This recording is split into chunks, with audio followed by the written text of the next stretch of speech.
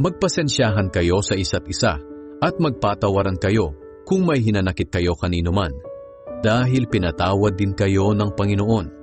At higit sa lahat, magmahalan kayo, dahil ito ang magdudulot ng tunay na pagkakaisa. Paghariin ninyo sa mga puso niyo ang kapayapaan ni Kristo, sapagkat bilang mga bahagi ng iisang katawan, tinawag kayo ng Diyos upang mamuhay ng mapayapa. Dapat din kayong maging mapagpasalamat. Itanim ninyong mabuti sa mga puso niyo ang mga aral ni Kristo. Paalalahanan at turuan niyo ang isa't isa ayon sa karunungang kaloob ng Diyos. Umawit kayo ng mga salmo, himno, at iba pang mga awiting espiritual na may pasasalamat sa Diyos sa mga puso ninyo.